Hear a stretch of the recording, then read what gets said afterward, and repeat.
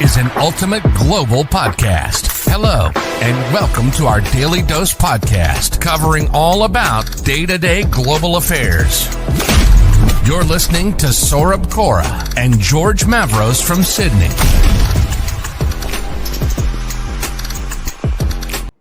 Hello, good evening to everyone who is joining us from Sydney, and also hello to everyone who is joining us from around the world. Welcome to the Community Connect webinar by agencies in collaboration with the Ultimate Global Podcast. Today we have got a very special topic and also a very special guest speaker with us. The topic and the theme for today is surrounding the international education and international students sector. And we are going to discuss about this very crucial topic of how does the future of international education look like. And to discuss with me on this topic, we have got Riddhi Parekh, who is the Director of Transglobe Education. Welcome to today's Community Connect webinar, Riddhi. Thank you, Saurabh. Thank you. And just to correct that, I'm the director of Transglobe Melbourne, just on that factorial. But thank you for inviting me. I think you are doing a fantastic job. And this topic is very much in trend about international education, at this point in time, and with the current situation of pandemic as well, how it is changing so swiftly on the global platform. Absolutely. And the place from where I'm speaking from, Riddhi, we all know about the statistics of this place as well, that Australia has lost around $19 billion and is expected to lose that much every year in the next 3 years. And Australia has also lost more than 20,000 jobs, which are definitely at risk over the next few months as well. And this has been a big question mark for students who might be willing to study in different countries, whether this is the right time or probably we have to wait for the lockdown to get over. So I want to take your general perspective as well on this situation of what you think about the future of international education sector across the globe, across different countries.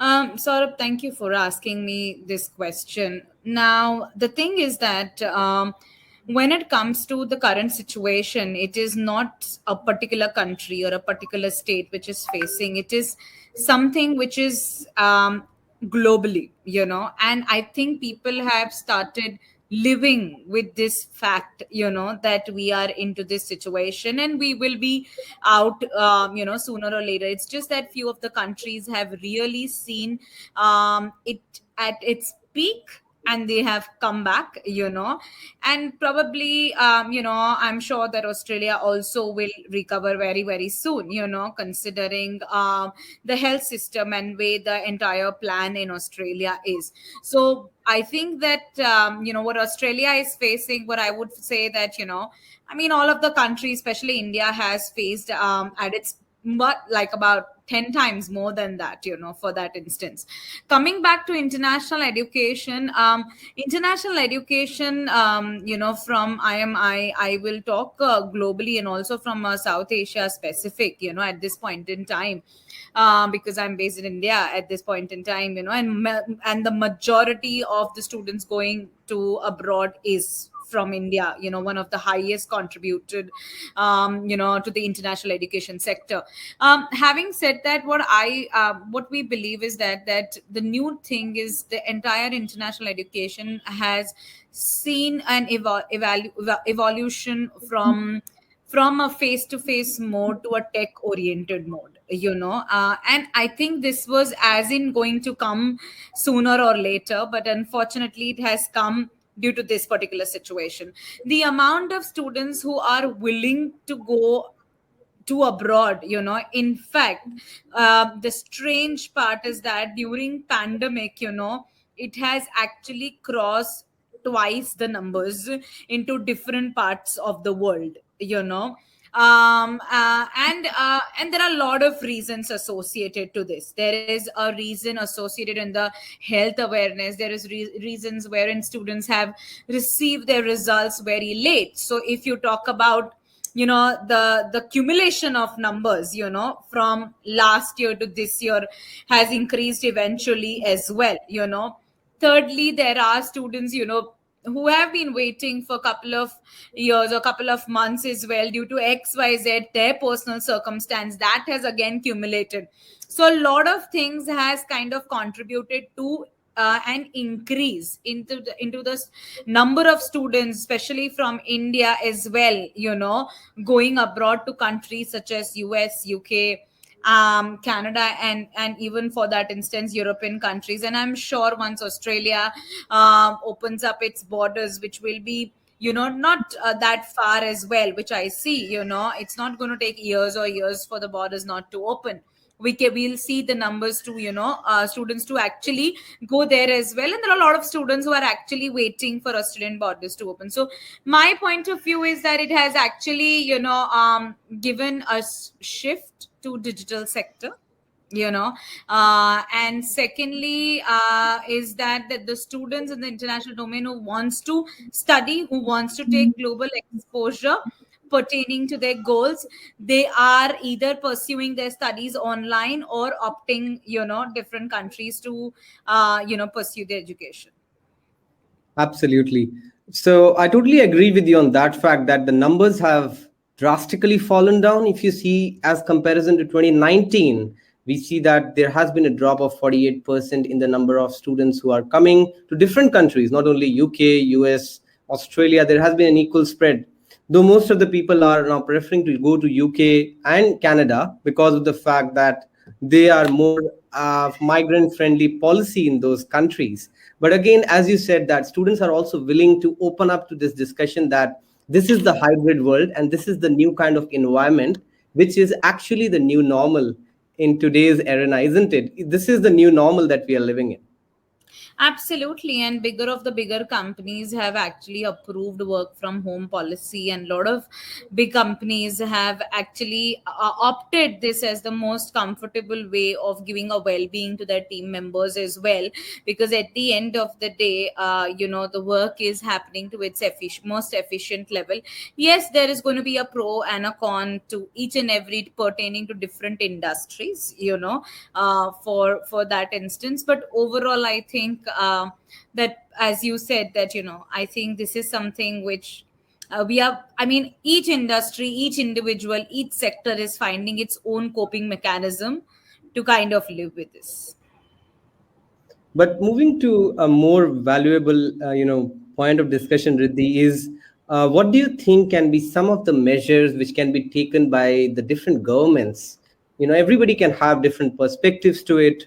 A lot of people have been criticizing the government measures. I'm not talking about a specific country, but it has been a case across the world that some of the measures have been against the students, and some of the measures have been supporting the students a lot in terms of being in Australia. We have got so much of financial support from the Australian government in terms of taking care of our accommodation, taking care of our other financial needs, in spite of me being an international student. So there has not been any kind of discrimination happening in that regard.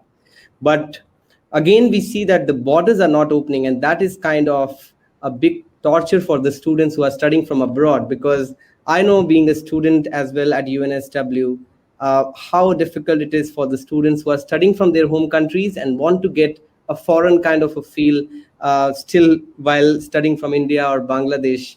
And I'm sure you must have also interacted with some of the students back there. Yes, indeed. As we have the business, and we are into promoting international education. We cater to 4 major countries, for sending students at this point in time.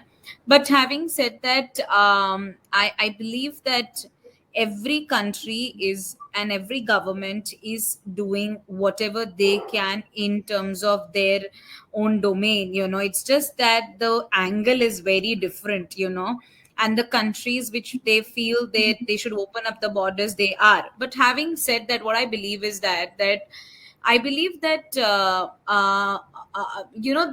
the education collaboration should be the first point to be taken into consideration, while wherein the students from their home country. If the universities get collaborated with the universities in the home country, and they come up with the joint module, right, which would give them, maybe not if 100%, but at least about 70 to 80% of the same study environment and study exposure, and also face to face learning if the COVID situation is kind of under control.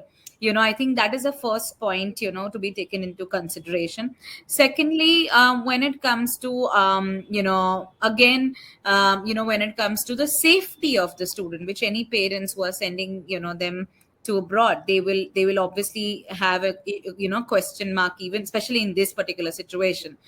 I think that governments and universities should get together in all countries, to support the quarantine facility, wherein, in terms of, from a monetary point of view, because that is where everything bottlenecks to. That is the second step. I think the joint collaboration should work, because at the end of the day, international students are one of the biggest contribution to any country's economy. So I think that is a second step which should be taken.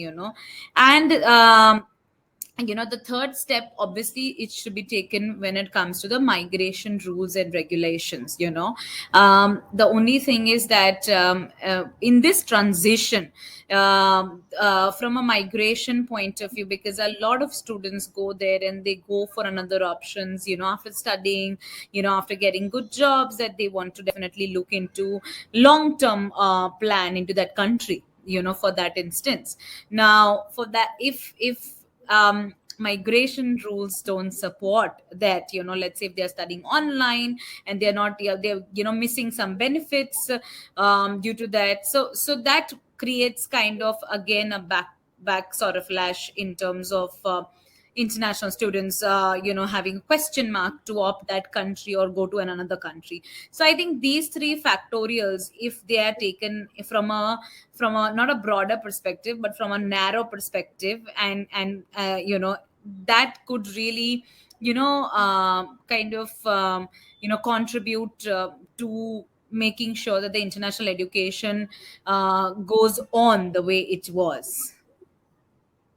Absolutely. You raised two wonderful points, Riddhi. One is the collaboration with the education providers, the students, and probably the education consultants, migration consultants coming together on the same boat and raising this point in front of the governments, the administration, that how important is the international education sector at this point.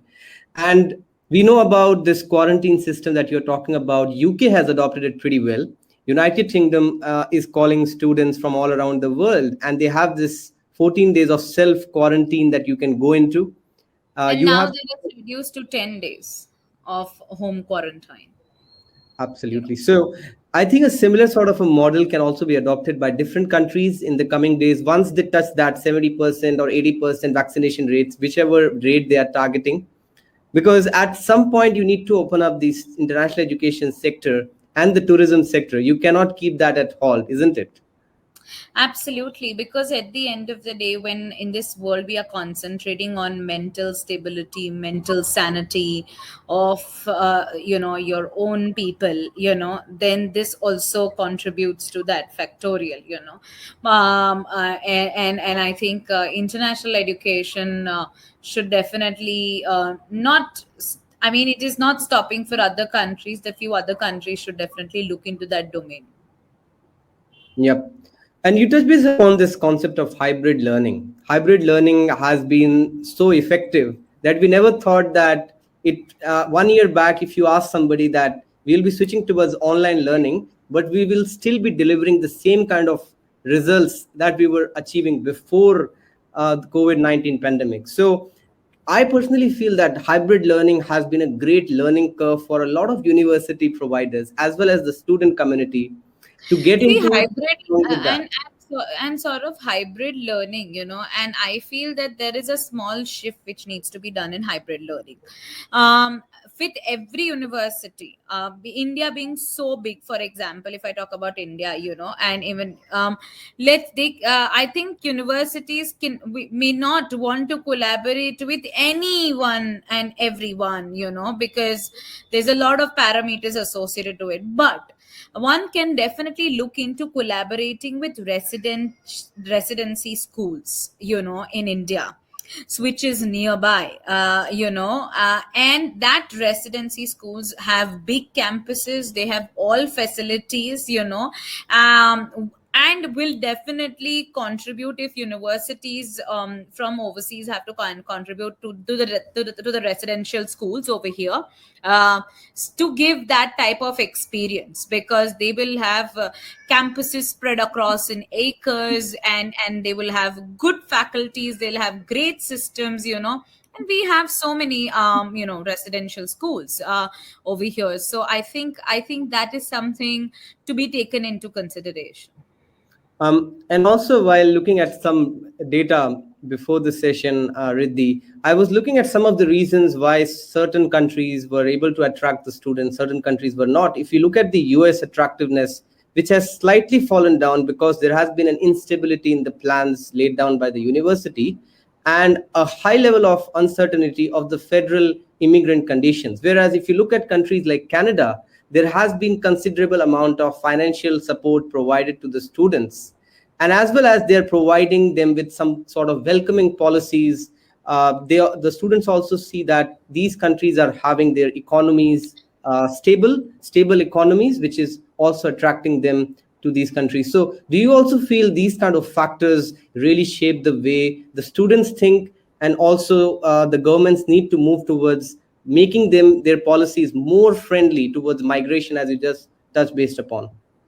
Yes, indeed. Why Canada has become very successful, for example, in terms of attracting international students, because the base thing is the providers and the government are absolutely working in sync at a greater extent, then only this is happening on a 360 degree.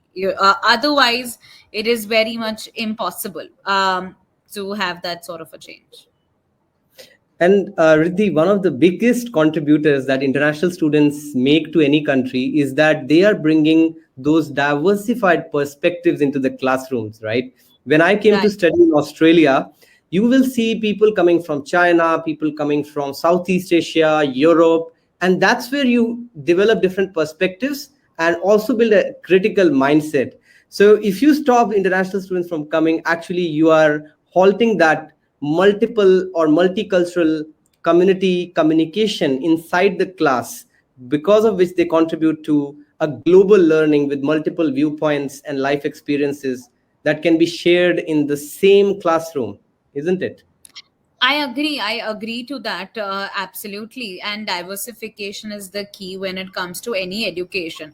Why would a student is actually going and adopting international education? It is not only just great universities and great jobs. It is lot beyond that, and an overall personality development, especially in terms of communication and networking, which is a key at this point in time for an overall, a student, shaping a student's personality for that instance. So I think, yes, I completely agree with you, sort of that, I mean, face to face learning, and diversification of students really makes a difference. And I think that is one of the most biggest USP, which I think every institution highlights into their collaterals, that we have this many percentage of international students, which has XYZ percentage from particular countries. So yeah, I completely agree.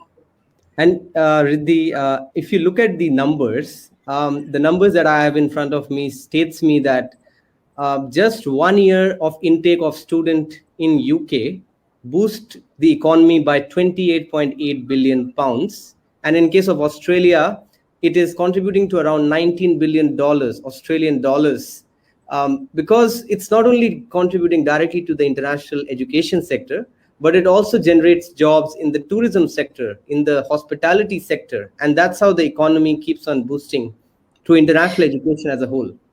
I agree. And there is something known as time, which needs to be taken into consideration.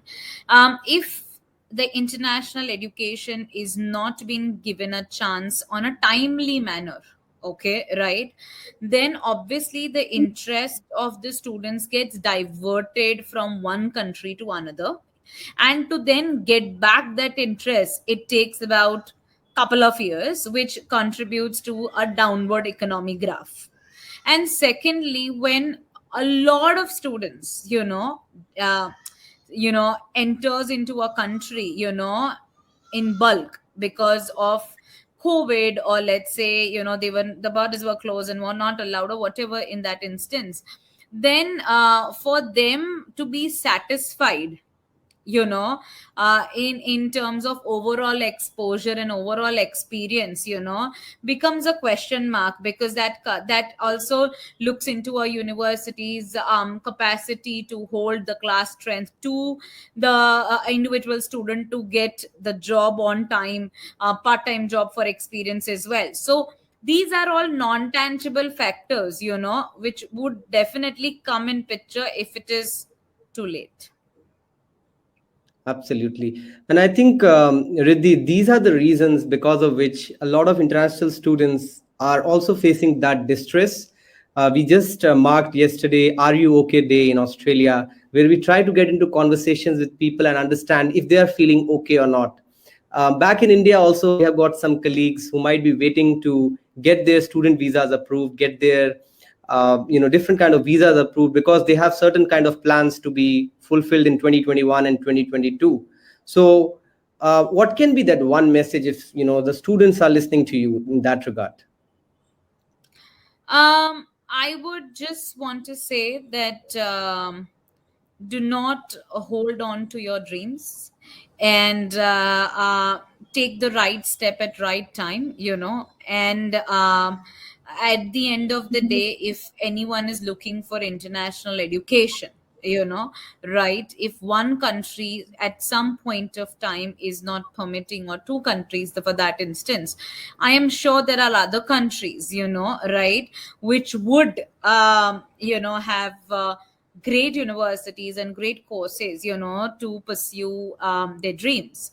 So I believe that one should go with the flow, okay, and not put a standby to their international career plans, because it is actually the clock is ticking, and at the end of the day their own time is going, the days are passing, and there's no point of just sitting and waiting and assuming. So we should not assume, and we should just go into the real, act as in the real time, and go with the flow. Sure. And I think this is the need of the hour, Riddhi, that all the stakeholders in the international education sector come together and, speak up their voice in solidarity, so that the governments can also understand how important it is for these sectors to reopen in the coming times. And I'm quite sure that once the vaccination rates are approved, once the vaccination rates are reached, the borders will open up. And once those borders open up, we will see that the international education sector across the countries in Australia, UK, Canada will again start picking up. Unfortunately, we never thought that this will be a topic that we might have to discuss in 2021 if I look back 2 years back. So such has been the uncertainty in the environment, and that's what we have to be prepared for in today's era.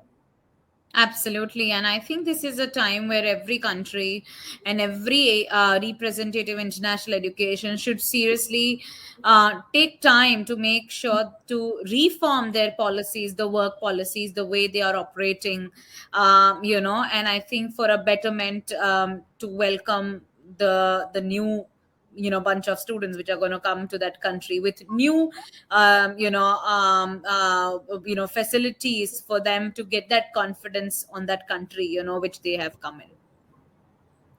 Absolutely, Riddhi. And with this, probably we will be coming to an end to today's Daily Dose podcast. And I would personally like to thank you for joining us for today's Daily Dose for such an insightful discussion. And I'm sure that the audience who have joined us today and who will be listening to you later on we'll get a lot of insights. Thank you so much, Riddhi, for joining us. Thank you, Saurabh. Thank you so much for your time, and stay safe.